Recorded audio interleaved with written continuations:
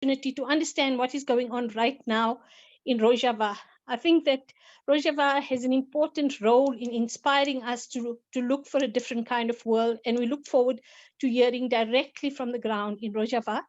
Welcome, Suresh, and may I ask you to please commence?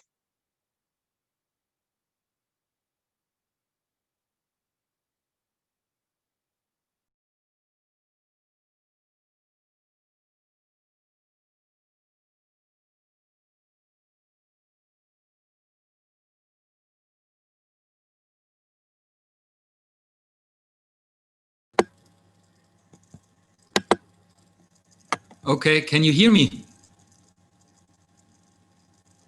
Okay, now I cannot hear you anymore, but yes, then I will just start. Of course, I'm really happy that we got the possibility to speak with you and to be with you today. Maybe, Yani, because of Corona and stuff like that, you have not been able to come together as well.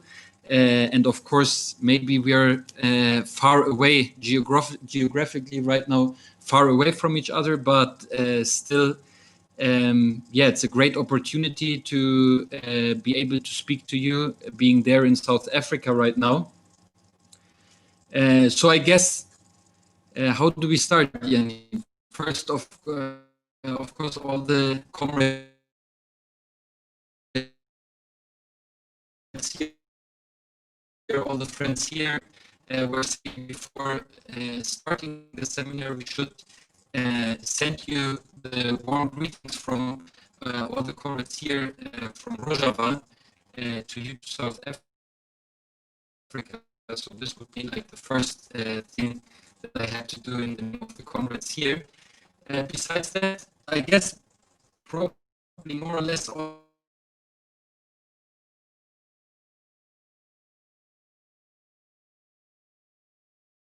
of you have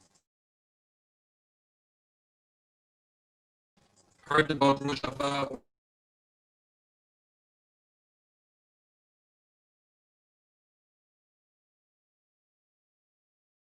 or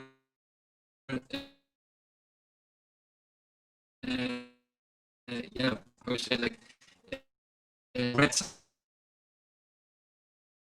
something about Hello, Comrade Rojava, have Suresh. followed maybe a Hello, little Comrade bit Suresh. the situation that is going on here in Rojava for over the last years. Hello, Comrade Suresh, can you hear me? We're having difficulty hearing you.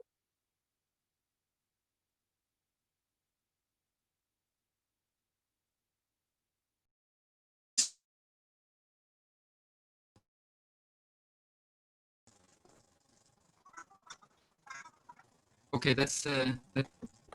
I will try to. How is it now?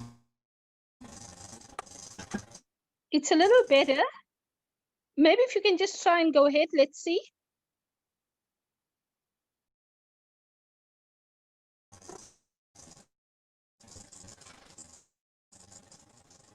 Are you sound is good.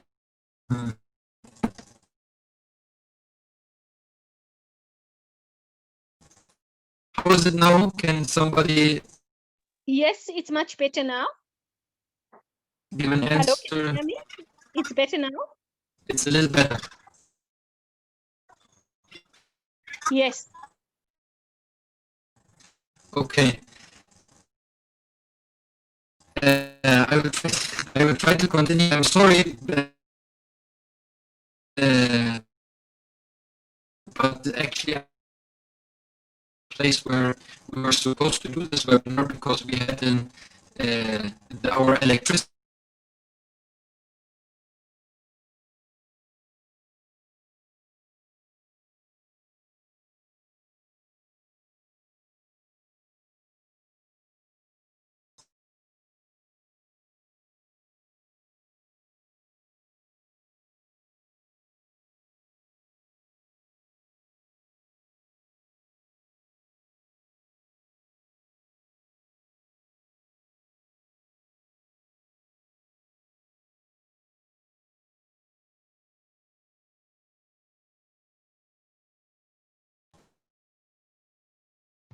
Comrade Fazila, I don't know if you want to maybe try the other speakers. I think there's obviously a problem with the internet. We had a problem earlier on with the connection with Shrovish as well. So maybe let's take the other speakers and see if it improves from his side. Okay, will do. Okay, I think the next speaker is Mahmoud Patel, the chairperson of the Kurdish Human Rights Action Group. Mahmoud is, is a long-standing member of the Kurdish Human Rights Action Group. He has a long history in solidarity, with the oppressed people all over the world. He's a committed activist, and he, of course, teaches at University of Western Cape. He's an old struggle stalwart. And I would like to welcome him. Mahmoud is very committed to the Kurdish cause, and he does everything he can to make sure that the Kurdish Human Rights Action Group, does all its work, etc. So Mahmoud, I give you the floor.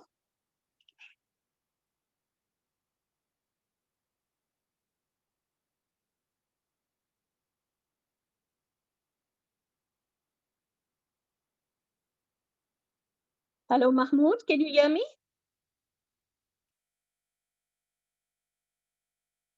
Mahmoud?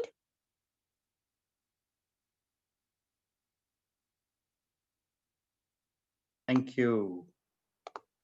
Okay, thank you. Can you hear me now, Comrade Fazila? Okay, revolutionary greetings and good evening to all who are here, panelists, distinguished guests, as well as all other attendees who are here. Comrade Fazila, I thank you for that very warm and honored introduction. Without further ado, I would like to share on screen. I have a presentation as well, and I would like to commence with that. If I could kindly be allowed to share on the screen so that I can put up the presentation, then others can follow me as well. Comrade Chair, is it possible to allow me to use the share screen?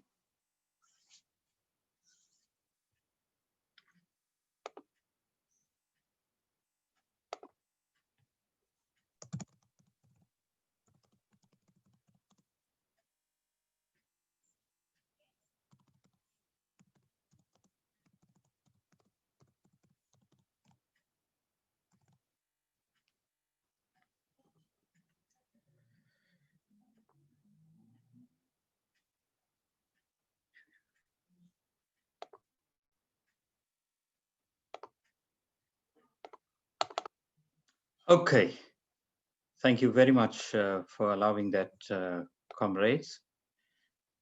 Okay, I would like to start by stating exactly what has been the mandate for this evening. And obviously, its focus is on South Africa's role. And the communication distributed by ILRIG and ourselves together was the killing fields and the shame of arming the oppressor against the Rojava Revolution that's taking place currently. It is important to note at the outset that we're looking at the extent of weapons being exported to Turkey, how the South African state is violating its own policies and exporting weapons to conflict zones, Turkey and other states as well, and why Turkey is trying to crush this revolution in Rojava. And what we as activists in South Africa can do locally, globally, and nationally as well. So that is essentially my focus in this presentation. And I would like to start off with many European states after the incursion by Turkey into the sovereign territory in northeastern Syria, which we refer to the Autonomous Administration Northeast Syria, or more popularly known amongst revolutionaries as Rojava.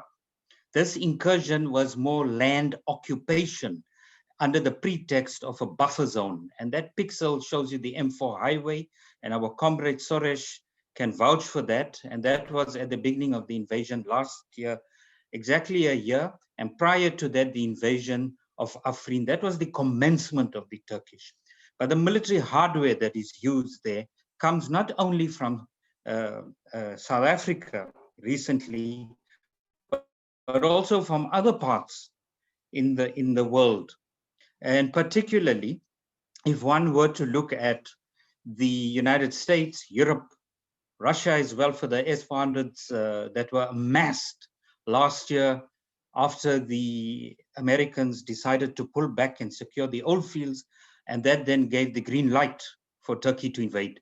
The volume of international transfer of major arms in the years 2015 to 2019 was more than 5% and 20% higher than a decade plus ago.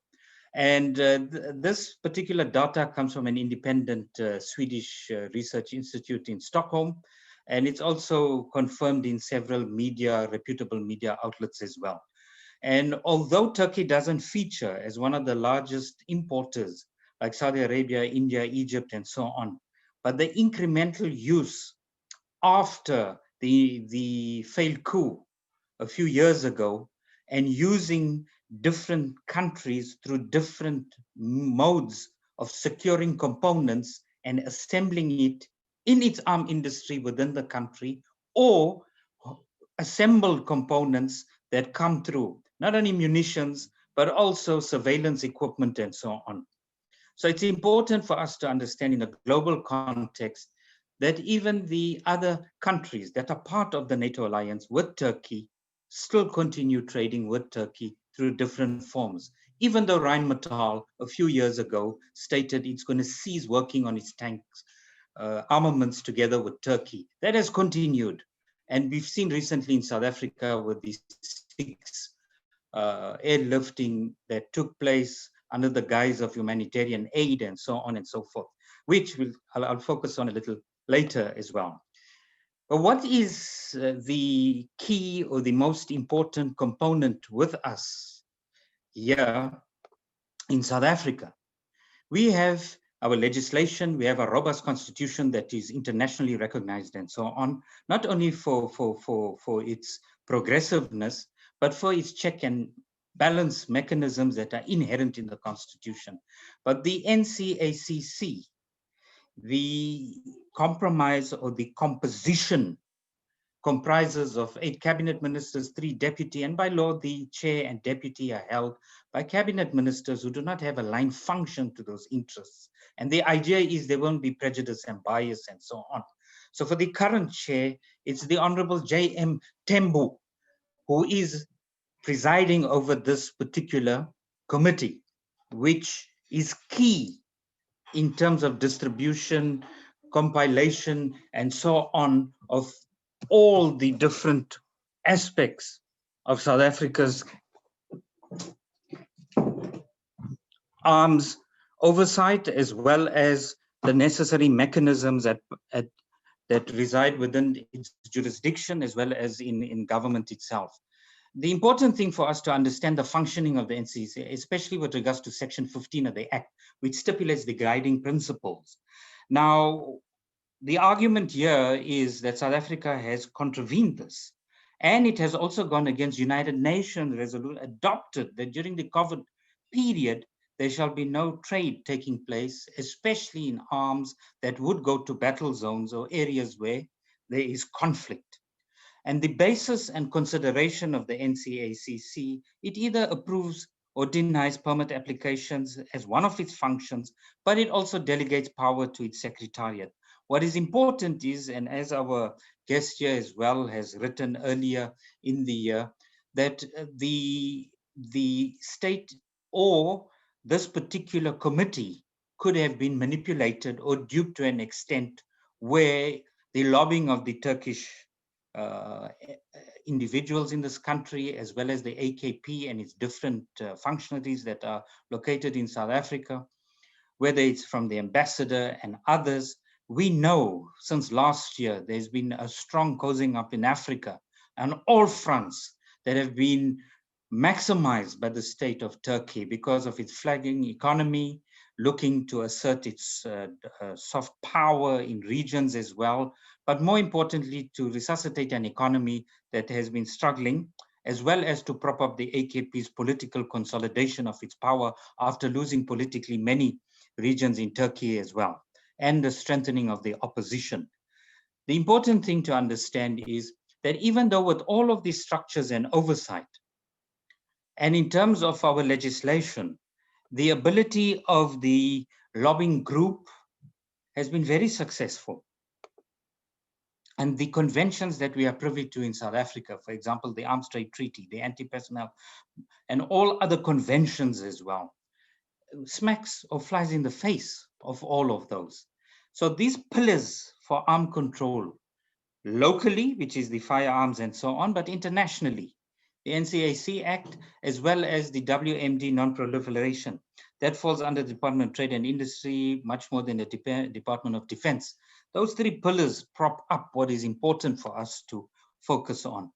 Now, the important thing is when there's a risk of an assessment and so on and so forth that must go through the committee, besides the legislative and so on, the process requires gathering of information from its line function departments that are affected, diplomatic missions in the regions where these conflict areas are or those countries are involved in, as well as information from bilateral and multilateral, but also publicly available information.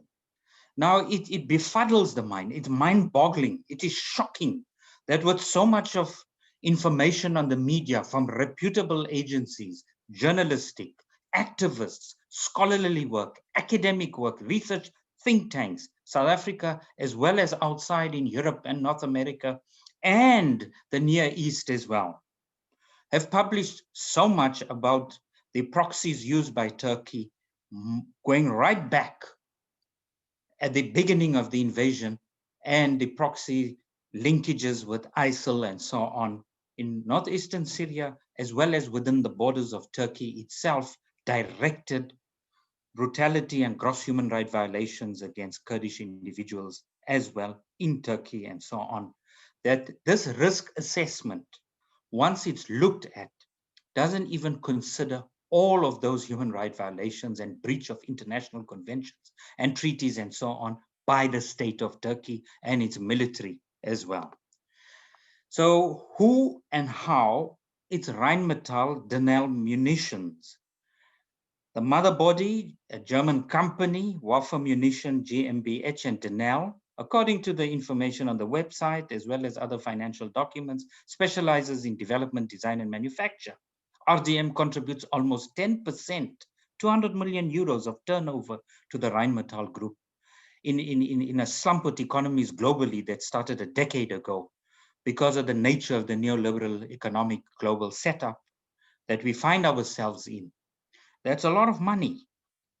Although this has fallen slightly due to the explosion of the plant and issues with the NCACC and the activism and so on by our distinguished guest here with us, Terry Crawford Brown and others, it sort of braked some of that, but it hasn't allowed things to come to a complete standstill. RDM says it remains a sterling company. Obviously, that is speak for profit and business and image and so on. That's the business they're in, profiteering.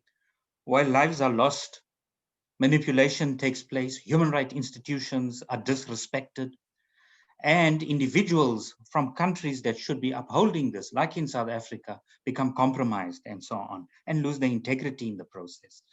In late 2018, it was announced that Germany had signed over 30 arms deals. This is after it claimed to have stopped the Leopard tank programs and so on. In just 2 months, its concerns grew, and Leopard tanks in Turkey's assault in northeastern Syria, Rojava, continued. The contravention of Section 15 is not the only contravention. There are other instruments, international instruments, legal instruments, and it's not limited only to the legal. We cannot just allow ourselves to focus on the legal. We got to look at the moral, the political, and human rights violations that take place as well, including the devastation and the havoc that's unleashed in the regions where these arms go to and are used in the hands of these militaries that are fighting wars for governments and political parties that have other agendas and not the agendas that they claim to have. The important thing for us also is to look at South Africa's recent report that was served and signed off by the chair of the NCACC. This was last year's January to December report. While Operation Spring, while the invasion in northeastern Syria was happening in October, these munitions, and if you look at the image taken from that annual report that was signed off this year by the chair. It has Republic of Turkey at the bottom, and you look at the quantity of the rounds or shell, it's over 200,000. You look at the amount in rand value and compare it to the one that took a higher volume or quantity, which was the Republic of Malawi, and you even compare the amounts there, there's something not right. The exact item description, the ammunition, and so on and so forth, if it is taken as it should be, then that financial shouldn't even be there to that level. There's also recordings available from where this debate took place in Parliament earlier this year, and the flat denial by the minister as well, to say that what they have done is nothing untoward and nothing wrong has been. And I was initially told I have a time limit, so I did not include that sound recording and some of the images I wanted to share as well, because then the presentation would have been too long. However, the chair is on record of stating, including in a Biz News article that had our guest Terry Crawford Brown as well, that during a meeting, he also quoted it there, that during a meeting of the National Conventional Armed Control Committee, the NCACC, on the 25th of June, Minister Jackson Mthembu, as chair, stated he did not know about Turkey. And if South Africa's weapons, to quote, were reported in any way to be in Syria or Libya, it would be in the country's best interest to investigate and find out how they got there and who had messed up or misled the NCACC. What we find puzzling in the Kurdish Human Rights Action Group is, during 2019, with guests from the Kurdish movement and representatives as well who were in South Africa, with international solidarity and peace-building movements, had an audience with this minister who at the time was not the minister in the presidency, but a meeting where a dossier was even given with the human rights violations that were being committed by Turkey in northeastern Syria, as well as the rest of the regions that it's involved in and so on. What is also important is, according to journalist reports by Shannon Ibrahim, Caroline, Terry Crawford Brown, as well as others, from around 30th April to 4th of May, it was splashed in the Mail of Guardian and so on. 6 flights of Turkish A400M aircraft landed in Cape Town airport to uplift the RDM munitions. 6 A400. And they can take up to 35 tons per cargo carrier, according to some of the media stipulations and so on. But the point here is dropping off aid during COVID, and in that you're filling up arms, taking it, according to a BBC investigative report, Libya, and finding its way through its military in northeastern Syria, as well as its military internally, using it in Mardin, Cizre, and Bakur, and all other areas as well, in Rojava, Turkey, and elsewhere, including supplying its proxies as well, that are waging the jihadi campaigns on behalf of the Turkish project for greater demographic change in northeastern Syria and so on. The Turkish ambassador in South Africa confirmed that munition was bought from Rheinmetall, and she is on record as stating most of it would be used for military exercises at home. So what about the rest? It's an admission that it is used elsewhere. The supplies are destined for the machinery and chemical industry, the MKE, which processes explosives and ammunition for the Turkish Ministry of Defense, and which was supposed to have received the order at the beginning of March this year. The outbreak of the coronavirus pandemic, restrictions in travel, and so on, according to, meant the delay of several, with such impunity to even acknowledge and so on. The important focus is the invasion of Rojava, which is de facto the autonomous northeastern Syria. The misnamed Operation Peace Spring last year attacked and targeted Kurds. Prior to that, South Africa's sales of arms to Turkey has been there as well.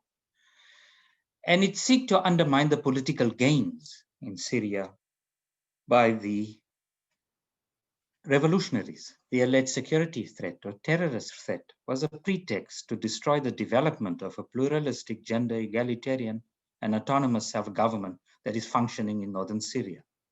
As a law scholar as well as a practitioner, as well as the registrar of the International Criminal Court, Dominic Inshkape, agree that what is found by the autonomous administration is not only de facto, but de jure should be given recognition. Unfortunately, that has not yet happened. Should that have happened, or does that happen? And South Africa and African countries should take a lead in doing that. Unfortunately, that is not the case. Another openly expressed aim of that invasion was to change the demographic composition. And the arms that were used there come from where? Besides Europe, it is coming from here as well. The displacement of the Kurds and resettling, and the Free Syrian Army militias and thousands of Syrian citizens currently living in Turkey and some of those refugee camps to be resettled and further minoritize the Kurdish community that's in northeastern Syria. The Turkish government's reference to Article 51 of the UN Convention did not justify its invasion of Afrin. It was an invasion on sovereign territory. The invasion had endangered many civilians. And in terms of the legal obligation under Article 2.4 to refrain from threat or use force against North Syria, it openly violated that. So what does it look like? Older map just proposed for the incursion for a buffer zone. You can see the 30 kilometers that stretches across the northeastern. Afrin was already taken the years before. Kamishli, Jarablus, Manbij, the whole region. The SDF troops, they were asked to demilitarize their fortifications, remove it, and the United States allowed the Turkish military to come through. The important thing is that economically, the oil fields are in the Derek area. That is also another aspiration of the Turkish state as well. It's not only territory and resettling, there's also economic as well. During the 34 days of the Turkish state's invasion in Afrin, over 170 civilians were killed, among them children, 71 were women. And Afrin had never conducted a single attack against the Turkish state. The invasion was neither a case of fighting terrorism nor self-defense. It was an unprovoked attack on Kurds. Yet, South Africa in 2020 allows weapons to go through to the same state. Turkey's breach of international law is not only our opinion and other solidarity groups. The Council of Europe has, through the European Court of Human Rights, condemned Turkey more than 2,800 times since 1959.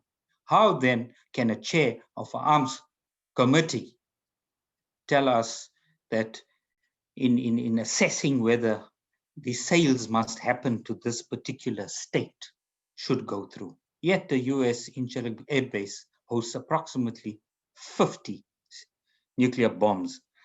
It really brings to the fore the inimical interests of the people of the ground. Within Turkey, the horrors that unfolded in northern Syria are unlikely to match the massacres at this stage for the destruction the army wreaked in 2015 and 16 when it tried to crush the PKK. 4,000 people were killed. The historic center of Diyarbakir was gutted. The entire city of Sirnak was leveled. In Cizre, the Turkish army slaughtered over 170 people who had taken shelter in basements of 3 blocks of flats. Those crimes have already largely been forgotten. The wall is another important thing to focus on. There's by the end of 2018, the wall was over 475 miles. When I was there last year in Rojava, I can attest to it. The border wall project incorporated physical, electronic, advanced technology layers, includes modular concrete walls, patrol routes, unmanned, and so much of technology has been used there to ensure that it cannot be breached. Command and control centers strategically at different points throughout that corridor. When you look at the map, it goes right from Afrin, right through past Kamishli to Kobani on the top, where one of the closest battles in modern time between good and evil was fought, and a handful of fighters overcame NATO's powerful Turkish proxies and ISIL and so forth. The war, where does it get its technology from? Not only from the European countries, but also from redacted information that is not clearly expressed in quarterly and annual reports by South Africa's NCACC as well. This is just pictures to show the concrete wall and how it is patrolled within the boundaries of Turkey and without as well, and how it looks. It's a stone's throw away from Mardin. Over this particular wall separated families, homes, once it was put up. Not even considering done imperial projects with a settler colonial outcome. In Africa, the arms that were funneled through here in March and April during our lockdown period, they were sent into Libya. A ship on the 24th of January of this year called the Bana set sail from Turkey. 4 days later, the ship, according to BBC's investigative Africa Eye, vanished. Where did it go? What was it carrying? And why does it matter? It's available to anyone to watch. It's public. One can see exactly the armaments, what kind of armaments were there, and so on, offloaded on African soil to continue devastation on our continent. So what can we do? We're locked in a global capitalist system, whether we want to argue it's neoliberal, whether it's center, right, center, left, and so on. It's irrelevant. The point is people are dying. Arms are going unfettered. Profits are made. Individual homes and communities are being ravaged. We need to be proactive. We need to mobilize locally, nationally, and internationally. We have partners internationally, NGOs, progressive civics, non-state actors. The important thing is we have a multi-pronged approach.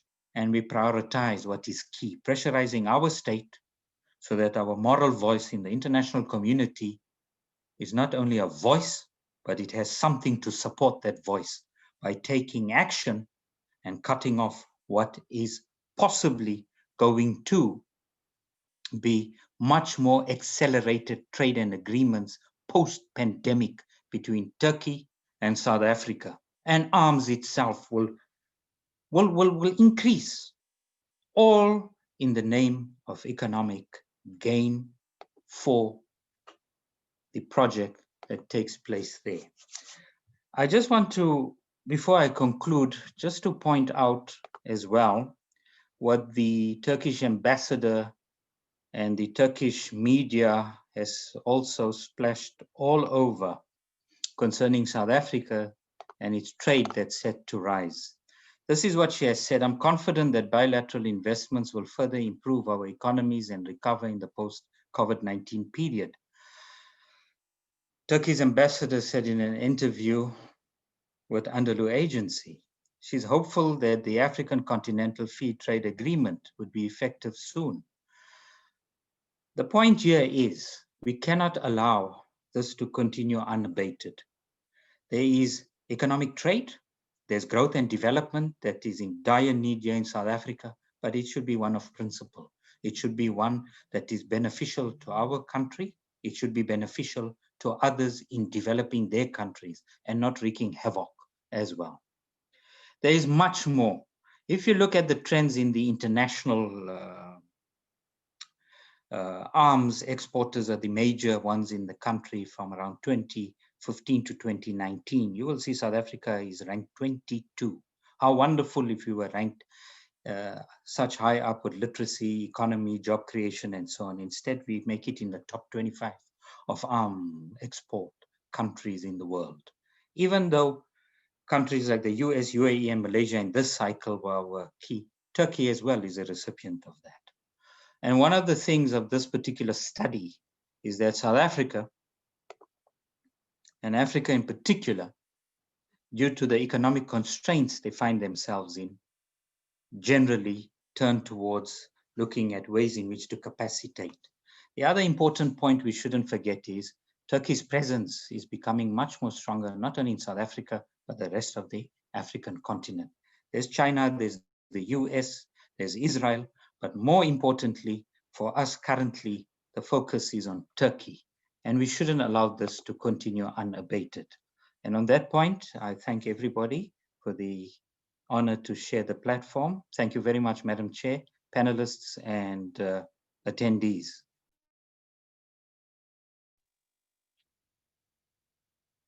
Thank you very much, Comrade Mahmoud. as usual, very incisive and clear articulation of all the issues before us. I think that the point you make about the idea of South Africa as a voice of integrity and a voice of moral correctness in terms of how we execute our foreign policy and the actions on the ground is something really important for many of us who participated both in the struggle and trying right now to actually ensure that our country remains that kind of moral voice.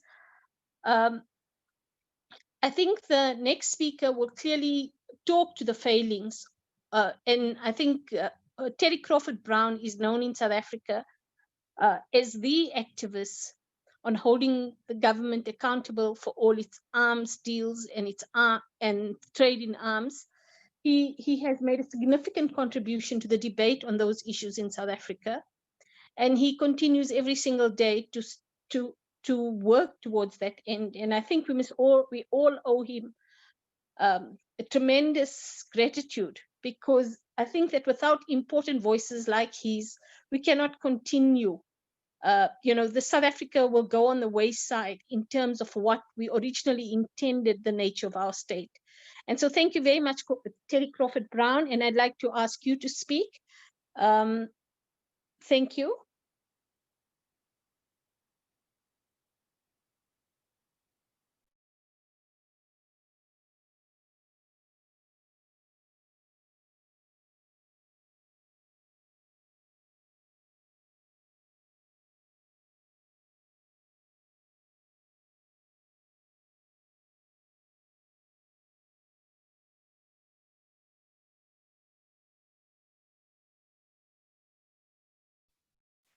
Hello, am I unmuted now?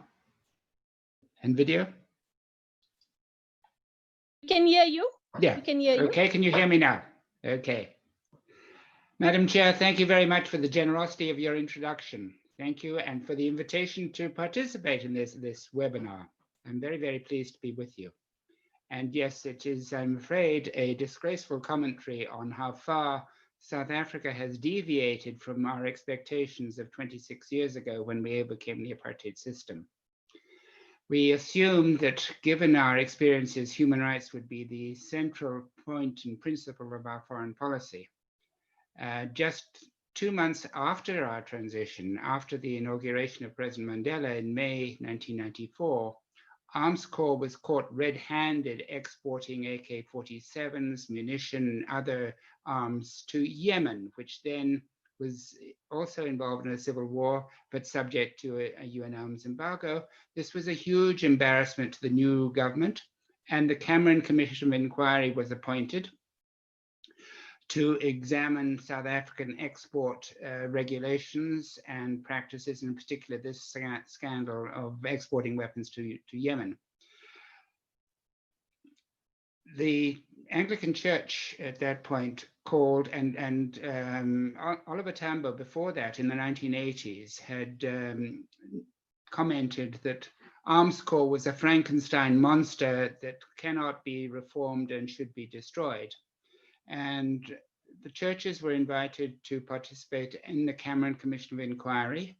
And the stance of the Anglican Church was to call for the disbandment of the apartheid era industry as highly subsidized that would divert public resources from other priorities such as education and health, and that its resources should be then converted to peaceful purposes. Unfortunately, President Mandela intervened against us and said we would have a responsible armaments industry that would create jobs and earn foreign exchange, etc. It was, I'm afraid, rather a naive supposition on his part. But coming out of that Cameron Commission were the National Conventional Arms Control guidelines and rationale that South Africa henceforth would not export weapons to countries that abused human rights or to regions in conflict. Those were the rationale and guidelines, essentially developed by Minister Kader Asmal. And at the time, Turkey was on that embargo list because of its human rights abuses of the Kurdish population. When and what time and what year Turkey was removed from that embargo, I don't know. But the National Conventional Arms Control Act was then passed in 2002, but many of its provisions were in fact cut and pasted from the old Arms Corps Act. I'm afraid the armaments industry can be regarded as organized crime that actually makes the mafia look like saints. And it's not just in South Africa. Surprisingly, the CIA estimate on global corruption some years ago indicated that the war business accounts for between 40 and 45% of global corruption. It's an enormous percentage. And yet that figure was calculated by the CIA of all people. So corruption in the armaments industry goes right to the top, to the British government, including Prince Charles and Prince Andrew, to Maggie Thatcher, to Tony Blair. In America, it's even worse. It covers virtually, with almost few exceptions, almost every congressman and senator from both parties. And President Dwight Eisenhower, you will recall, back in 1961, warned of the consequences of the military-industrial complex. We now face those consequences. The world is spending approximately $2 trillion a year on war preparations. It doesn't matter that America loses every war that it has fought since the Second World War, in Vietnam and now in Afghanistan, the devastation it has caused in Iraq and elsewhere, as long as the money gets back to Lockheed Martin and Raytheon and Boeing and the thousands of other contractors, plus the banks and the oil companies. So the corruption is intense. And that is what, in fact, we're facing. South Africa is, although ranking 22, a very small fry in the total scheme of things. But we had assumed that back in 1994, we would make a break from the apartheid era of human rights abuses. Now, in 1977, the United Nations Security Council came to the conclusion that apartheid in South Africa constituted a threat to international peace and security, and so they imposed an arms embargo against apartheid South Africa. Of course, the apartheid government responded with huge expenditures on armaments. There were huge, and many countries, including Israel, United States, Britain, Germany, flouted the embargo. In particular, Rheinmetall in 1979 exported an entire ammunitions factory to Brazil, supposedly to Paraguay, but once it got to Brazil, it was reloaded onto another ship and shipped to South Africa, where an entire ammunitions factory was set up in just outside Potchefstroom. During following the Iranian Revolution in 1979, the US then instigated the 8-year war between Iran and Iraq, or Iraq and Iran. And Rheinmetall very rapidly was working round the clock, exporting shells to Saddam Hussein in Iraq. In addition, many German companies were very actively involved in supporting Saddam Hussein. Rheinmetall itself had an appalling history during the Second World War, when thousands of Jews were used as slave labor in their ammunition factory. Many of them died, obviously. And yet, despite that history, it was allowed to continue, resume producing armaments in 1956, when NATO was expanding and so forth. And obviously, Turkey was considered to be a strategic partner of the NATO alliance. So in 1977, Rheinmetall comes to South Africa. It was one of 2 international corporations against which the apartheid reparations case was filed in the United States in terms of the Alien Tort Act. Unfortunately, the Supreme Court judges had to recuse themselves because most of them had shares in those very companies that had been so active in supporting apartheid South Africa. So unfortunately, the apartheid reparations case came to nothing. Nonetheless, in 2008, despite that history, Rheinmetall was allowed to take a controlling interest in Denel munitions. I had been involved following the Defense Review in investigating Denel munitions, which had a plant at Swartklip between Mitchell's Plain and Khayelitsha, and where activists came together in the two communities. And eventually by 2007, we got that plant in Swartklip closed down, but unfortunately they moved their production to Makassar outside Somerset West, where we had anecdotal evidence that the situation was even worse. But because of this strategic Key Point Act, we couldn't actually investigate much further. So Rheinmetall, as I say, in 2008 took this 51% interest in what is now Rheinmetall Denel munitions. In addition to 85% of its production being for export, Rheinmetall was designing and installing ammunition factories in countries such as Saudi Arabia and Egypt.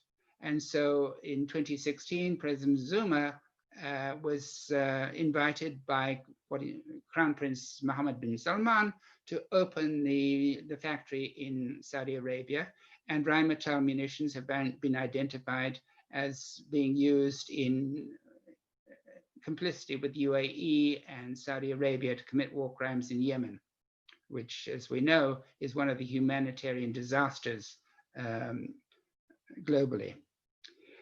Given the uproar over the murder of Jamal Khashoggi in Istanbul in October last year, an embargo or suspension of South African arms exports to Saudi Arabia and UAE was announced, supposedly on the basis that they had abused the end user certificates. Well, the end user certificates are never worth anything anyway, given the propensity of the armaments industry to flout any regulations and find any loopholes. But nonetheless, they have created what about the job losses in South Africa? Meanwhile, we had learned that they were very busily involved in a major contract to Turkey. We received this information from contacts in the Somerset West area where Rheinmetall has its factory. I alerted Minister Jackson Mthembu when I received this information. Meanwhile, with the lockdown situation globally, the UN Secretary General Antonio Guterres in March this year had called for a COVID ceasefire, that weapons exports should be stopped, that we should have a pause on war activities in Libya and elsewhere. Unfortunately, despite the alert to the NCACC, the next thing we heard was that 6 flights of Turkish A400 military air freighters had arrived at Cape Town Airport and had uploaded munitions, which we assume have gone to Libya as part of the Turkish offensive there. Probably used in Rojava and other Kurdish areas. And as Mahmoud related, the minister said, if someone has messed up at the NCACC, we need to investigate it. I've been repeatedly demanding an explanation, but since then there has been silence from the minister's office, and including also the Minister for International Relations and Cooperation, who is the deputy chair of the NCACC. The silence so far, and continue to ask for those questions, but I would hope that this webinar will raise the issue with government that it must stop this cover up and should be transparent with what we're doing, because it makes a complete mockery of our legislation, our own human rights commitments, the rule of law. Rheinmetall deliberately uses countries like South Africa to bypass German export regulations. Now, following the Turkish incursion against Afrin, the Germans have imposed an arms embargo to Turkey. So Turkey then, Rheinmetall then uses South Africa to bypass those regulations. Rheinmetall is now, we hear from some of the workers in Rheinmetall, there are rumors going around that if Rheinmetall is to be blocked from exporting to the Middle East, which is its major markets, previously Saudi Arabia and UAE, and now to Turkey as the extended Middle East, then there are rumors that it's even considering closing down. Its partner, the state-owned Denel, is with 49% of Rheinmetall Denel. Denel is insolvent, and one of the major questions facing South Africa is whether any more government money or guarantees should go in to prop up Denel. Hopefully, we now have an opportunity to close down Denel and get South Africa out of the armaments industry, which should have been the case 26, 27 years ago. In the meanwhile, South Africa is to chair the United Nations Security Council for the month of December. The United Nations Security Secretary General, Antonio Guterres, has again, just 2 weeks ago, called on countries to support the COVID ceasefire, given the circumstance economically, socially, that the world now faces. We need a new era. We must put an end to this obsession with wars and the social and the economic disasters that they cause. We would hope that South Africa would then regain some of its credibility by supporting that and putting an end to our involvement in supplying countries like Turkey, Saudi Arabia, UAE for complicity in war crimes internationally. So we hope we can hold our government accountable publicly. Meanwhile, I understand from Germany that there will be public hearings at the Bundestag next year in conjunction with the United Nations to examine how companies such as Rheinmetall use the loopholes in German arms export regulations to move their production to countries like South Africa where the rule of law is weak. So we look forward to that next year as another possibility. Yes, I think for the moment, I think I've covered my 15 minutes. So we should perhaps, I hope we can now hear Soresh giving us an update as to what is happening in Rojava. Thank you very much for the opportunity. Thank you very much, Terry, for setting out, clearly the impact of the arms industry around the world, and of course our own role as South Africa in that particular industry. So thank you very much for that. I see on the chat group that Suresh has said that he was going to send a video to Sean. I'm not sure if Sean is able to just tell us how we can deal with that. Sean?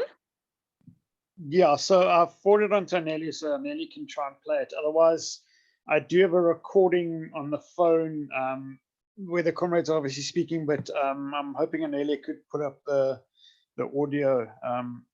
Com, if you can just help us out.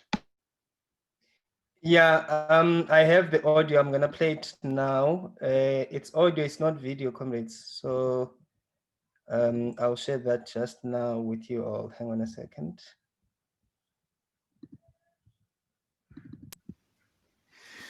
Dear comrades, of course, first I want to apologize for the bad internet connection. We were really hoping to be able to speak to you live, but obviously this did not work out. Sometimes we have some problems like that here. But anyway, we wanted now to just record a short audio for you, and you can listen to it, and maybe we will have the possibility, and hopefully we will have the possibility in the future to again speak to each other the next time live. Maybe even we will meet each other one day. So yeah, this would be great. But for now, we want to share with you this audio. So speaking about the current situation in Rojava and in the region, of course, the other speakers as well put some light on certain points, on certain topics, just like the support for the Turkish fascist state and its operations in the regions, its military operations, its military invasions in the regions from different countries in this world, just like the European powers, especially Germany, France, England, and others as well, the United States, Russia, and even up to a certain level in South Africa, from South Africa, technical support, armament support that is coming for the Turkish state.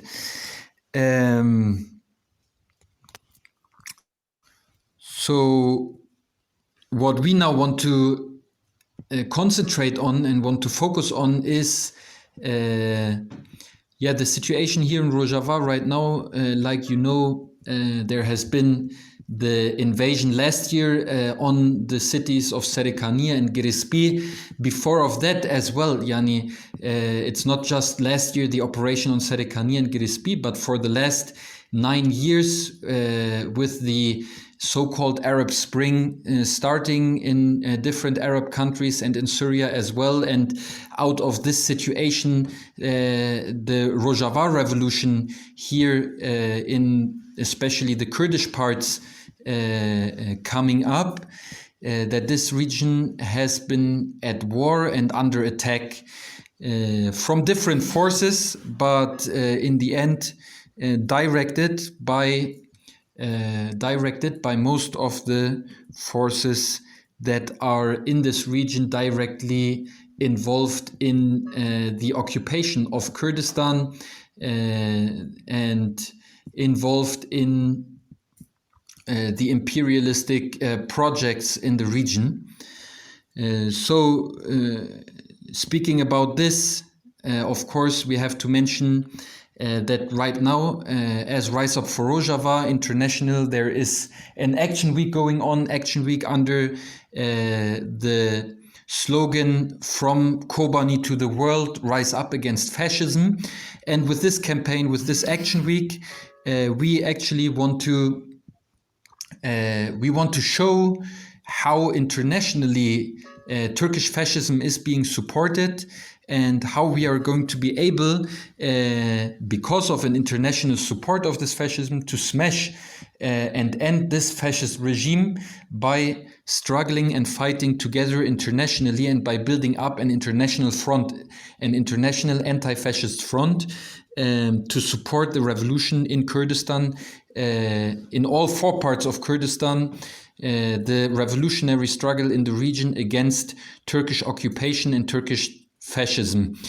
As part of this action week, actually, today we have the 5th of November, and this day was planned to be thematically about anti-imperialist and anti-colonial struggles, because what was the idea behind it? To show the different struggles worldwide that are connecting us, starting from anti-fascist struggles through women liberation struggle to ecological struggle in this world, and anti-colonial, anti-imperialist movements that under different conditions, but at the same time worldwide, are facing are facing the same system and the same oppression, the same dangers, and for that reason have to unite in this struggle to free and to liberate against imperialist and colonial oppression and occupation. So for this reason, we wanted to emphasize on this Action Week as well, and the connection of your seminar with this Action Week.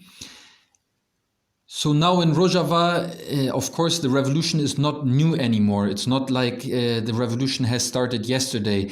Anyway, like probably most of you know, there has been an liberation struggle in Kurdistan going on for more than 40 years now, not just over the last 8 or 9 years of revolution in Rojava, but for more than 40 years under the leadership of the Kurdish liberation movement and the Kurdish Workers' Party, PKK.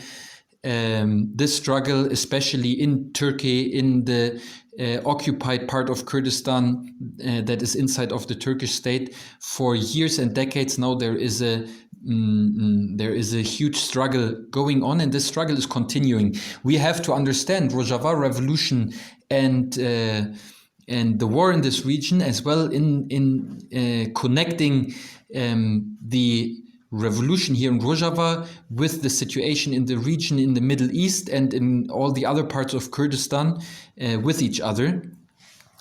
Because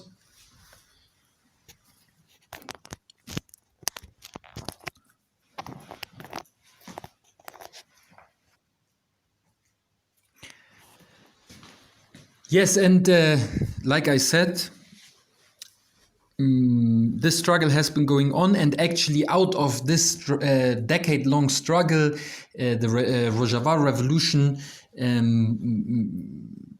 connected with the situation coming up of the so-called Arab Spring in Syria as well from 2011 ongoing, made this Rojava Revolution possible. This Rojava Revolution, led by the courageous people of Rojava, the Kurdish, Arabic, and other nationalities that live in this region, and this revolution that is being carried and pushed by this people with the socialist paradigm of a democratic, ecological society and the freedom of women, which is the main line and paradigm of the philosophy and the ideas of Abdullah Öcalan, who is currently since 1999 in İmralı prison on the prison island of İmralı in Turkey. Yes.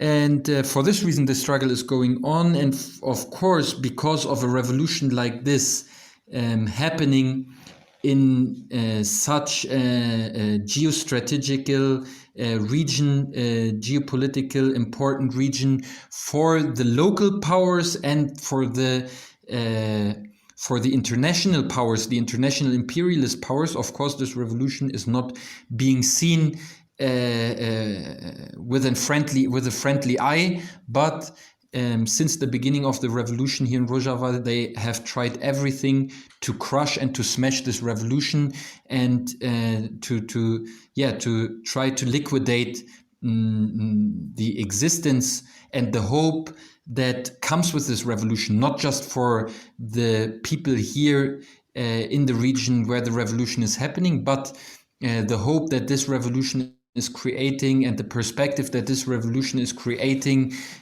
for the other peoples in Syria, the other peoples in the Middle East, and even worldwide. Since they were not able to crush the revolution by sending ISIS, by sending other groups attacking the regions of the revolution, in the end, since 2018, Turkey, the Turkish state, is in an open war with Rojava, and starting from the operation 2018 against Afrin, and last year the operation against Serikaniye and Girespi. And this war is going on. This war is continuing. It's not like there has been an operation in 2018, there has been an operation in 2019, and now it's stopped. No, it's continuing and continuing. In a way, we could say like a low-intensity warfare that is going on here in this region and that is being put into practice against the revolution here.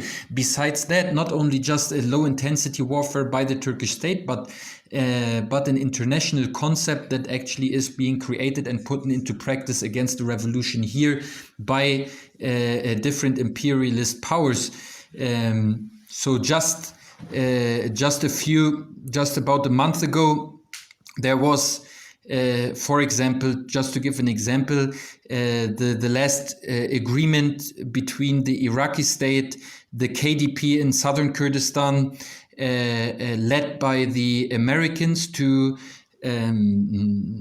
start a new project of them against the self-administration of Shengal, which as well is a region that has been liberated after it got occupied by ISIS in 2014 and has been liberated since 2016 by the Yazidi people of Shengal, and since then is self-governed by those people, which is directly on the border to Rojava.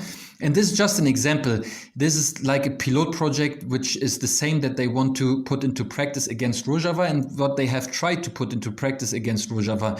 So we have on the one side, of course, the military confrontation that is continuing, like drone strikes, like shootings, like bombardments in different regions.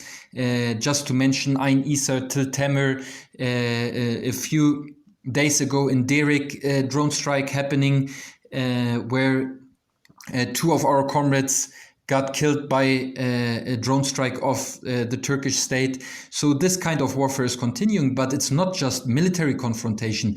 It's economically, it's politically, it's diplomatically, it's socially, it's by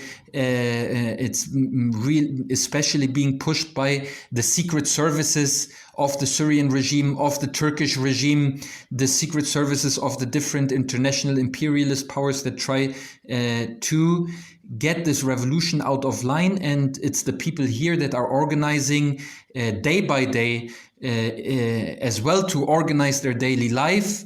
In war times, they organize to push the revolution, to strengthen the revolution, and to defend their revolution by all means necessary, by political means, by diplomatic means, by economical means, by social means, by military means as well. And what right now is going on actually is concrete, the preparation for a next major invasion. So what I just called low intensity warfare, the signs are speaking all for it, that just in some time in future again, it will turn into a high intensity warfare against Rojava, and they will try to occupy more regions of Rojava, and by this to actually try to liquidate this revolution. And everybody is preparing for that. Everybody is preparing to defend this revolution by all means necessary and to smash Turkish fascism. So our will and our decision and our all our energy right now is being put on the table to turn the next intense confrontation into a victory of the revolution, and to liberate the regions that have been occupied over the last years. Because of course, like you can understand, this is a wound that is open in our hearts, that our cities, our regions that had been liberated and that had been defended over years with the blood of our comrades, just like Serikaniye and Girespi and Afrin, are right now in the hands of the fascists. But what we can assure you is that we will do everything and we will not rest until we are going to liberate those regions again and until we are going to end the rule of Turkish fascists in this region. So what can we do internationally, and what is our task internationally, and what can you do in South Africa is actually an important point to speak about. First thing I want to tell you, everything you do has an impact, and everything you do has in every meaning an impact. So just to make it more feelable and visible to you, for example, when we were in Serikanye and under furious attacks of the Turkish fascists, defending and resisting, hearing and seeing about the people rising up internationally for this revolution, with this resistance in different countries, even in South Africa, that's what gave strength to our hearts. That's what made us being able to continue and being able to regain our strength and to gain the strength to actually take the necessary revenge, and from now on to smash Turkish fascists wherever they are and wherever we can get them. So this is the first thing. Everything you do, every action you do, every way of solidarity, if it's practically, if it's symbolically, in any way, it has an important impact here on the ground, on the people, on the fighters, at the front lines, and it has an important impact, of course, internationally, and it can have an important and positive impact on your country as well, and your works and your organizational works as well, and your struggle as well. So this is important. We have to think internationally and to struggle internationally, and our struggle is connected with each other. And of course, since the beginning of this revolution and of the struggle here in Kurdistan, we have always felt strongly connected to the struggle of the South African people in times of apartheid, against apartheid, and afterwards as well, for the upbuilding of a democratic society, of a socialist society, and a free living for everybody. And this is still how we feel connected to you and to your struggle, and this is the way how we want to greet you, and this is how our struggles are connected to each other. If Rojava falls, it's going to not only be bad for the people here and the cities here, it's going to be a major defeat for all the people in this world that are struggling for freedom. If Rojava wins and is victorious, then this is going to be the victory of all the struggling people in this world. It is going to be your victory as well. The Rojava Revolution is defended here on the ground, but it is also defended internationally. This is why we have to rise up internationally for it. And this is how I want to end my short voice message for you as well. I again want to greet you, and we were really honored that we get the possibility from you to join your meeting, to join this seminar, and we wish you the best from Rojava, honoring all our fallen comrades throughout the years of revolution. I say Shehid Namrin, Biji Shoresha Rojava, rise up for revolution, rise up for Rojava, smash Turkish fascism.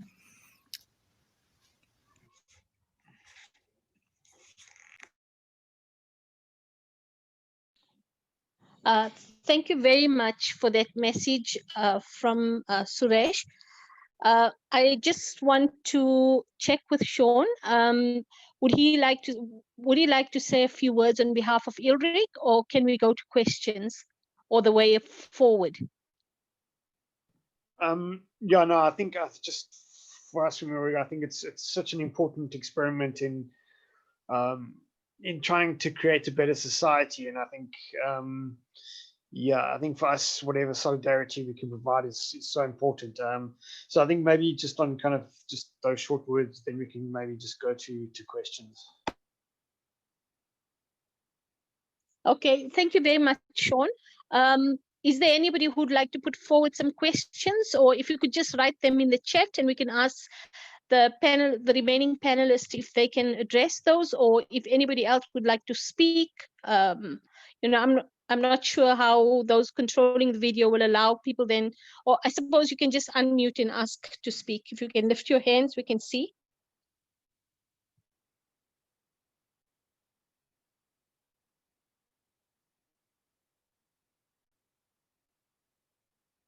Are there any questions?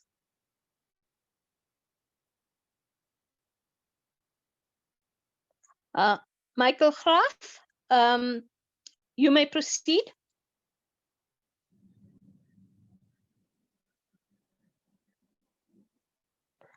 You may proceed, Michael.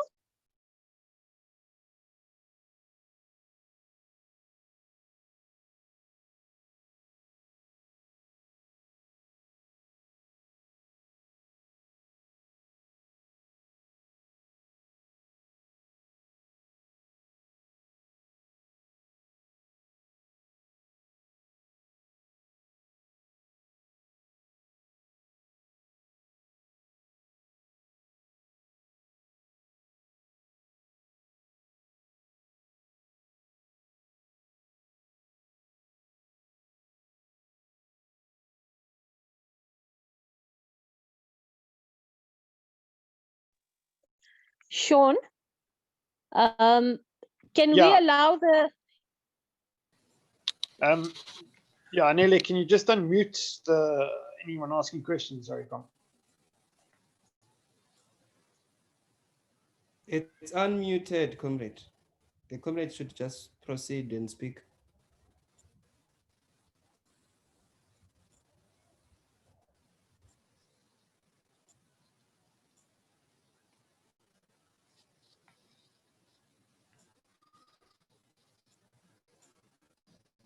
Michael, please proceed.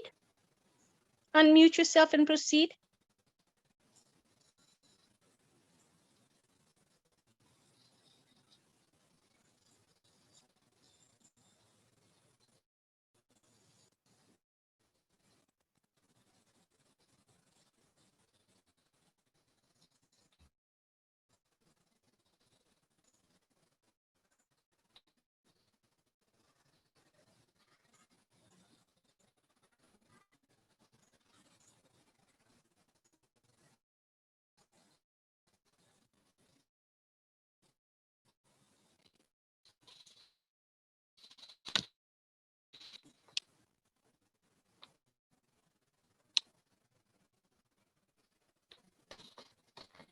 Michael?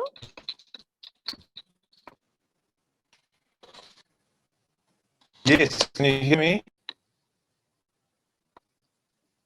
Yes, we can. You may proceed, Michael. I was wanting to ask Terry Crawford Brown about South Africa chairing the Security Council in December, if I remember correctly what you were saying. You were suggesting that we should make use of that opportunity. So maybe an open letter to the president, asking him to have something insert when the taking out the chair. There's like an address that's made at the period. I think we should make use of that.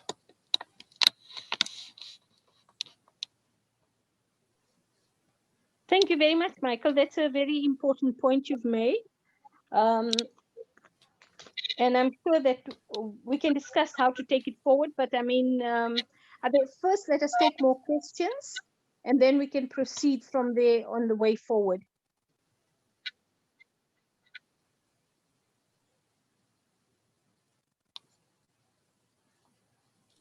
Any more questions? Dale, can you unmute Dale, please?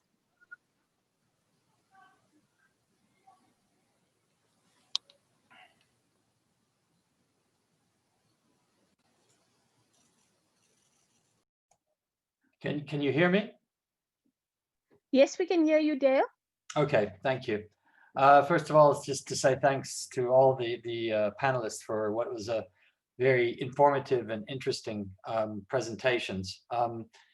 My question has to do with sort of putting this in a broader South African context of I think Terry and both Mahmoud and Terry talked about this in terms of, you know, since 1994, where we have a situation in which the arms that South Africa has produced through Denel and others have gone to a whole range of different conflict zones. I mean, there's obviously indications not only in Libya, in parts of the Middle East, in Afghanistan, and all sorts of other potential places. So I think maybe it would be important for us in terms of advocacy going forward is to say, where did it all go wrong in the sense of it seemed as though, I mean, Terry, you mentioned, you know, that Mandela in the 90s and sort of pulled back on having a very naive perspective to say that you could have some sort of like morally high ground when you're dealing in arms. But in the context of what we could do now outside of just sort of lobbying parliament and everything, but in terms of rebuilding, I guess, a peace movement or an anti-arms movement, where would comrades say is the best avenues for that to begin to happen in the context of increasing conflicts and increasing private arms deals? And also, we have no idea where all sorts of arms are going from our country. They could be going to the DRC as well and all sorts of other places. So just a sense of what more that we can begin to do, I think, collectively, because right now, I mean, we are on the back foot and clearly we're not succeeding in stopping this. So I think that would be I would just be very interested to hear what the comrades would have to say that we can take forward on this front. Yeah, thank you. Thank you, Dale. I think that's put forward to everybody. Is there anybody who would like to put a further point or questions? And then maybe we can, after one or two questions, we can start a discussion.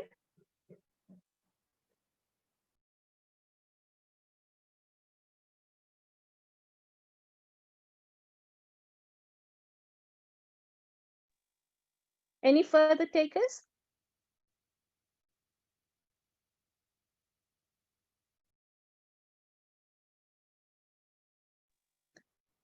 Thank you, Leila. You may proceed. Hi. Thanks again to all of the speakers. I think it was really great to hear all the kind of different perspectives. What I wanted to ask was, and kind of linking to Dale's question about, you know, what we can do from South Africa. So I wanted to ask kind of all the panelists, what are the more practical examples of solidarity that South African communities can do, whether that's, you know, getting involved in a boycott of Turkish products, those kinds of things. If there are those, you know, already existing campaigns that we can bring here.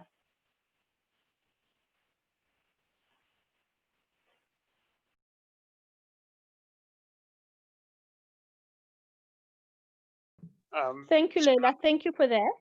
I can't raise my hand, but I do have a question. Please go ahead.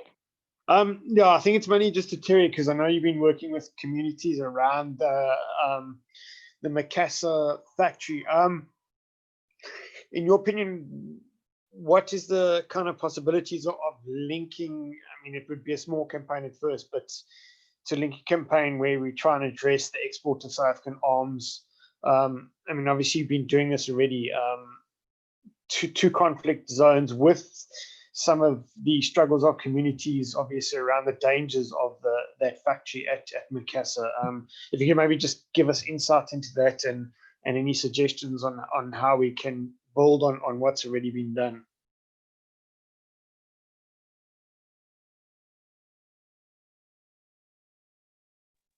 Okay, I'm going to give Terry an opportunity to respond, and then Mahmoud, and then we can just take ideas going forward. Terry, if you can proceed.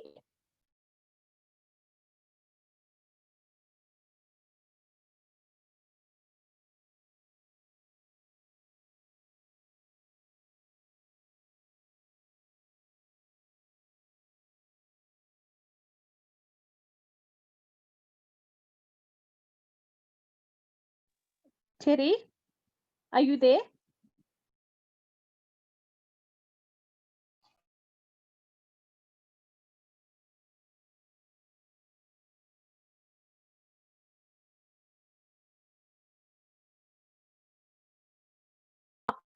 If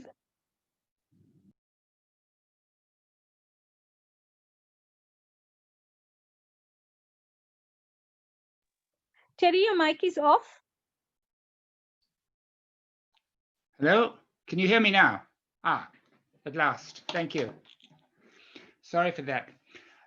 First, Michael, thank you for that suggestion about an open letter to the President, and I think also to the Minister of International Relations and Cooperation, that we should that should be the basis of our chairmanship of the UN Security Council next month.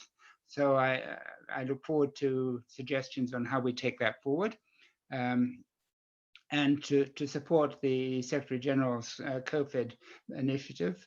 Ceasefire, because the COVID has also highlighted that we are now moving into a new era. Hopefully we can close the disasters of the past and get into prioritizing human issues instead of war issues.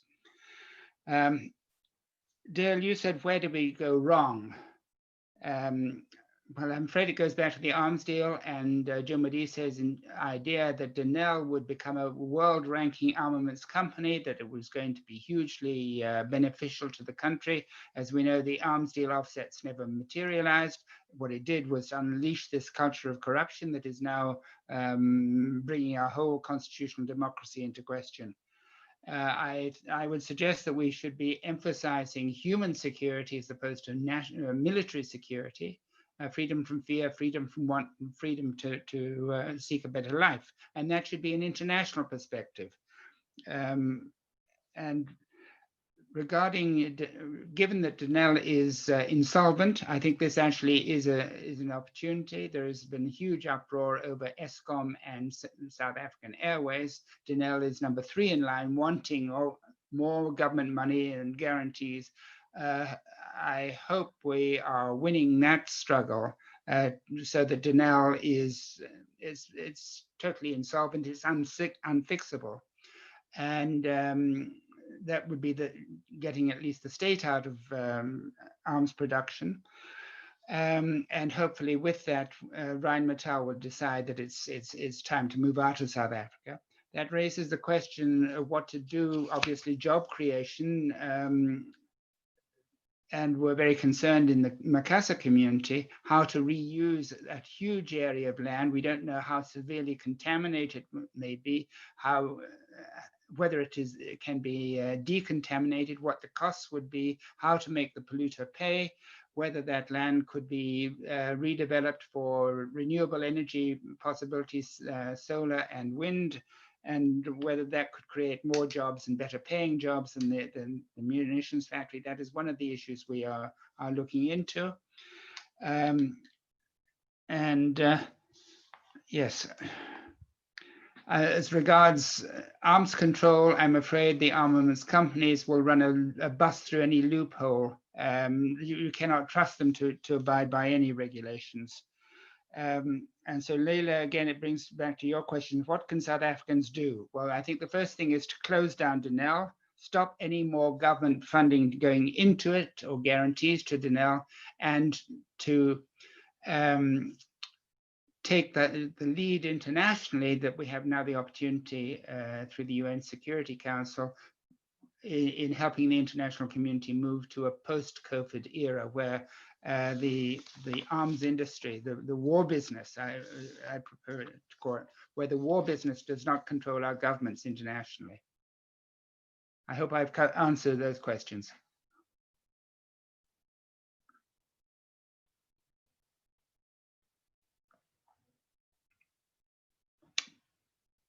Thank you, Terry. I think that was very useful. If I can ask Mahmoud to respond, and then maybe we can just pull some ideas together on how to take all of this forward. Thank you, Madam Chair. Firstly, Michael's question, together with the others, Leila, as well as Dale and so on, I don't want to repeat or be repetitive as what Terry has very ably responded to all the questions. But what I'd like to focus on is Leila asked, is there something like boycott campaigns and so on? Yes, there is. There's an international campaign for boycott Turkey and its products, which the Kurdish Human Rights Action Group has for a long time been not necessarily advertising it, but promoting it and seeking solidarity in that. And by coming together, we can strengthen that call as well. And obviously that focus is on the arms industry as well. That is one way. The other is the South African tenor on the UN Security Council. And in December, I think its term ends, if I'm not mistaken. And the time frame is very short, and something needs to be done ASAP, as one would say, to get this on the agenda there. And that is a priority for us if we want to use that platform. But it doesn't end there. There are other organizations to look at. What I mean by that is the AU to pressurize as well, SADC region as well, looking together with the CAAT, which is based in the UK since the 70s, linking up with them as well to put pressure through their constituents at the UN Security Council as well. And those are the ways in which we can do, and we can come together with that. And Terry is a representative of the World Solidarity War, Anti-War organization as well. But to come back to practicals, obviously, locally, we can continue with the campaigns with regards to conscientizing and education and so on with activists, the trade unions getting involved as well, because there's consequence of labor and loss of jobs and all those arguments come in. And how as a collective with labor in this province, because the community is affected directly here, how can we find a way out of this? The suggestions made to look at the land that's available there. Is it firstly conducive to doing something or not? We don't know what has happened there. What is the condition of the land? When we speak of that, it's the soil and things and so on, the ecosystem there, what has happened to it there?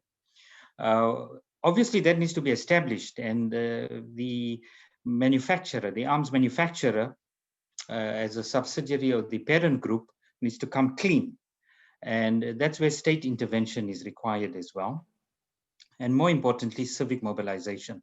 So the organizations, whether it's from Seshimani, whether it is with ILRIG, KHRAG, the trade, we need to just come together through this platform and take a step forward. And that's not difficult to link up with one another to do it in this context, this COVID context. The other is the traditional methods where we have pickets and so on. And until we force them outside of that complex, harass them all the time. And I mean good harassment, good trouble. That is what is necessary here to get them to get the jolt out of them, because they're too comfortable. They've been lulled into these comfort zones. It's time to kick them with that. So those are the things I suggest, and I feel can bring really much to the fore, because it will then bring some publicity, and it would get the media as well, besides those that are very well heeled and keeled and knowledgeable on the arms industry. It would get others as well, similar to BDS, similar to other organizations and movements that have been mobilizing. We need to link up together and take it as a collective. So those are the key things from my side that I feel need to be leveraged on, and in academic spaces as well, to put not only seminars, because seminars end once you leave and it's forgotten, but to take it in the space where the activist academics also focus on this in solidarity as well. Those are the important things at this stage. And it's important that the International Relations Portfolio Committee, as well as the International Relations Committee of the African National Congress, the SACP as well, and COSATU as the Tripartite Alliance, are also lobbied for this particular position that's been proposed here as well, because it cannot go on like this. This is not only about being anti-war, it's about being anti-human eventually. And we can't allow this to continue. And the one thing we've realized that even during a pandemic that in our generation we've never seen and experienced, the arms cash register continues unabated. And the late Professor Saint-Pierre Blanche, when he presented and he spoke like Terry very succinctly put the history going back up to Eisenhower when he referred to the mining industrial complex. I mean, that was one of his primary concerns. And he said South Africa's economy has come to such a quagmire that this MIC's influence and the way in which, if I may go to such a reductionist phases, has captured the state, you know, and that makes us realize the severity of things. But the point is, coming back to those questions, we need to act on what we are saying. And if we do that, we definitely will make a difference. It's better than nothing. So that is where I would like to leave it at this stage. And thank you for the opportunity to respond, Madam Chair. Thank you very much, Mahmoud. We've set big tasks for ourselves. I think that, you know, there's some very powerful ideas. And so let's just look at what we've agreed to. One is looking at some kind of communication with the presidency, with the international relations minister, with the United Nations Secretary General. So that's a task I think that we can look at how we can implement. I think the second thing that Mahmoud extends that list of people to be lobbied and for advocacy work to continue. He adds the International Relations Portfolio Committee, the International Relations in the ANC, the SACP and COSATU. We've been doing some work with COSATU and with the SACP, and in fact with the International Relations Portfolio Committee and the in the ANC and the broader Portfolio Committee. So I think that that work needs to be extended, and maybe we can have like a small little grouping who can look at how we can coordinate that work. I think it will be great if we can get more weight onto a letter we can send. We don't want to make it partisan, but I think that if we can get as many more people to support our work, that will be great.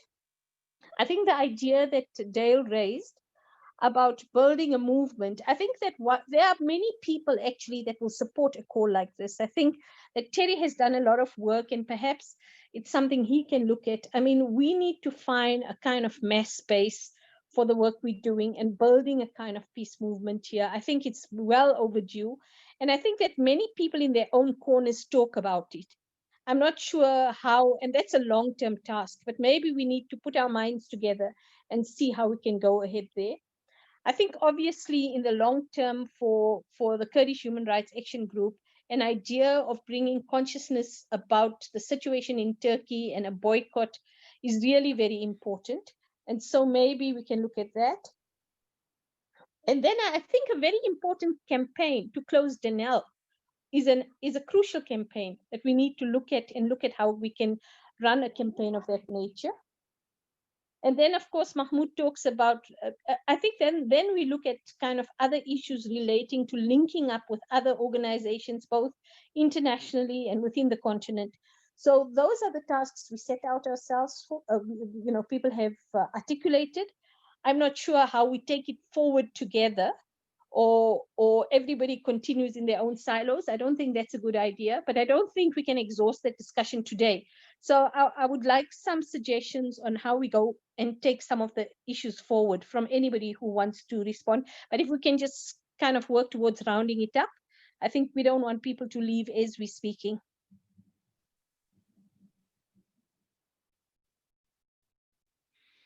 Any takers?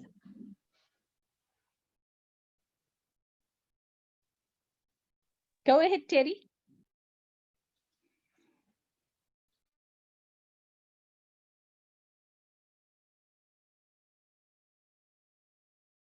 Terry, your mic is off.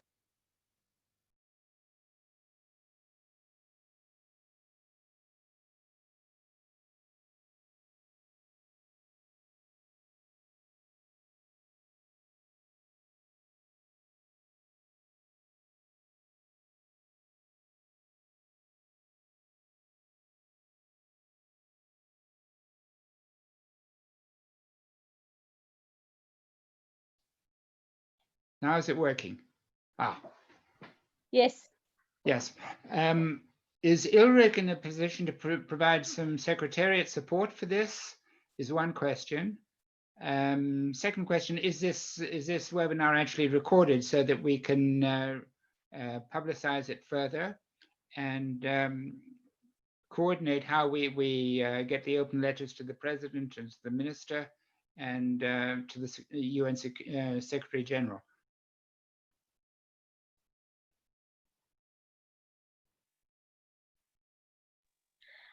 Dale, I don't know if you want to add, and then we can ask Sean to respond.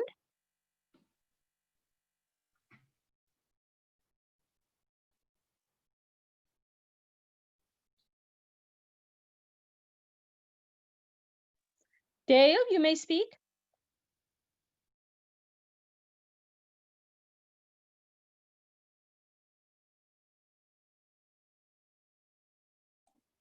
Hi, sorry, it was just, I was unable to unmute myself. Now, I wanted to say that in terms of building something broader, my sense is that, and I take from experience, and when we were, sorry, there's some thunder, a thunderstorm outside,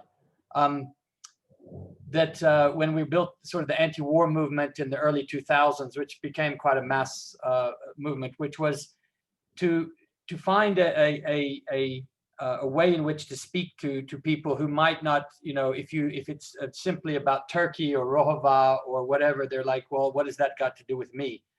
But if you make the connection with arms in our own society, what arms do in our own society and domestically, which we have a systemic crisis of violence and arms and these things. And I think if we make that connection, arms for export, arms for killing people, arms for domestic, all these things, and that then makes, I think, a fairly strong bond of people to begin to identify and brings them in, as opposed to it being a specific kind of sort of particular country or just simply a foreign export thing. So that would be just it's a strategic way of approaching, I think, if we're going to build something a bit more beyond what is the case now. That's, yeah, thank you.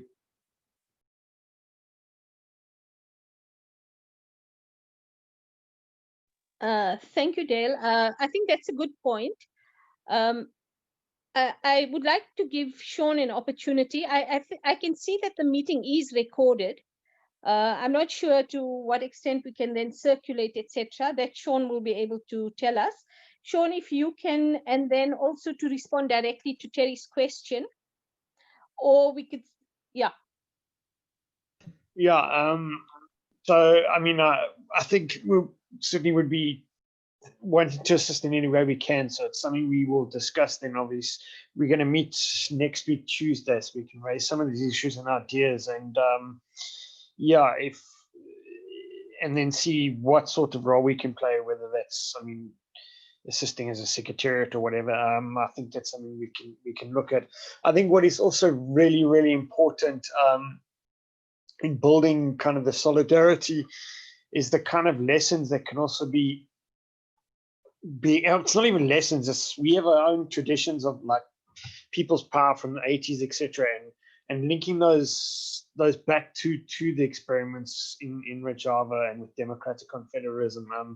I think that is also a way of building solidarity and highlighting really the role that South Africa is also playing in allowing weapons to be supplied by Denel.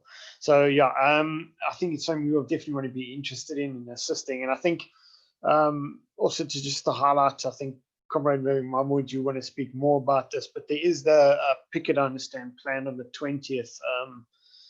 So that might be one area also to begin to highlight the role that South Africa is playing in terms of actually the state sanctioning the supply of weapons to Turkey. Yeah, so hopefully I've answered the questions there.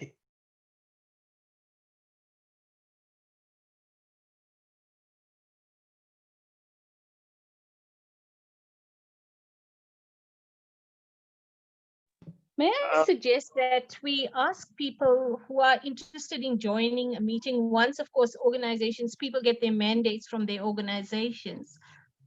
that we set up a small little grouping who can look to take forward, from mandated from their organizations, and look at how we can work jointly and within our own organizations to take some of these ideas forward, because I think we're not going to resolve everything here.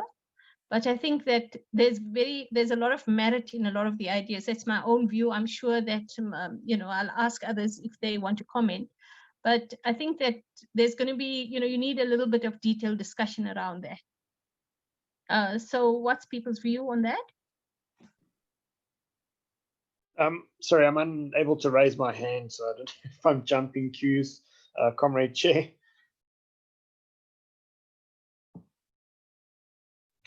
Yeah, no, Please go ahead, Sean. I think setting some sort of like working group of comrades where we can see how we can link these, well, the different areas of work that we're doing together, and kind of, as you said, some of the stuff. I mean, we have different interests around Rojava, so some of the stuff does become a bit silo. And I think actually thinking how we can work together in a more systematic way. One, to provide solidarity to the Kurdish struggle and the idea of democratic federalism, but two, also to see how we can actually try and build, or at least set the platform for building a kind of anti-arms or anti-war kind of grouping or movement that I think that as Dale says does link to some of the key issues we also face in South Africa. So yeah, I think having some sort of maybe just working group or at least having a meeting where we can flesh out some ideas would be really good.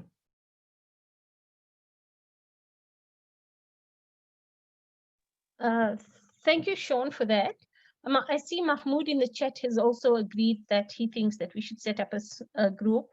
So can we ask Sean to coordinate, and maybe any of the participants in this webinar, if they would like to also participate in the discussion, they can just send their emails into the chat so that we can add them to the list, so that we can start to grow the kind of people who are involved here. Perhaps we can look at other areas like the churches, those kinds of organizations who may be interested in building kind of more peace work.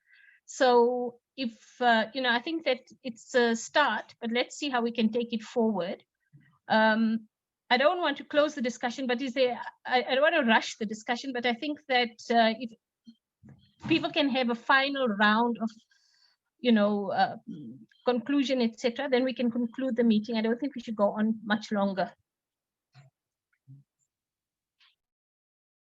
Any views? Put up your hands, and then it's the last round, and then I think perhaps we should close and go ahead with the suggestion. Sean, will you take the responsibility of convening the first meeting? Yeah, I'll maybe I can also work in conjunction with Mahmoud, so we can have a discussion and then set a date for a meeting, and then I can assist with that.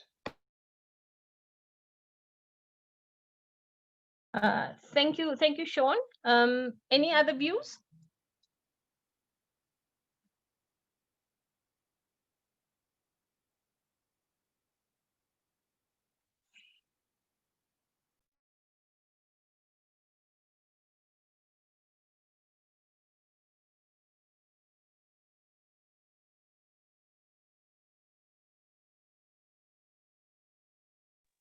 Okay, I see no takers. Can we then close with the decision that we'll set up a small subcommittee, those that are interested in participating? And I think we kind of know most of the people know most of the participants, so then we can perhaps approach people to be part of a small working group and see how we take the ideas forward. Is that acceptable?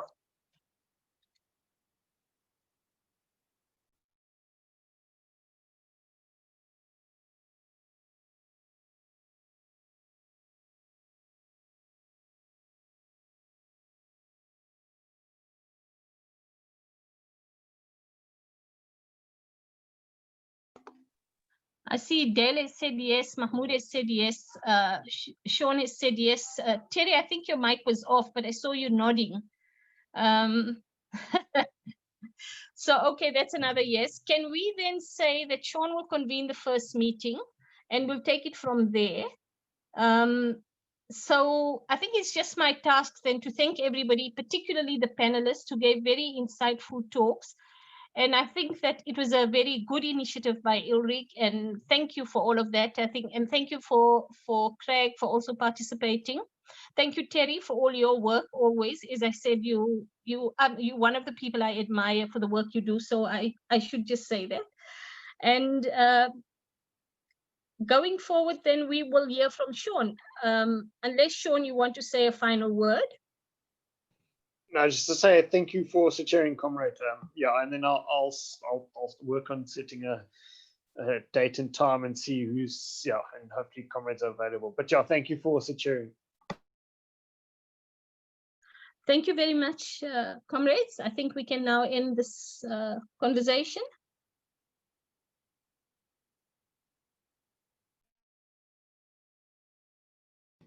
Just thanks for everyone for participating. Yeah, thanks, comrades, and yeah, enjoy the evening.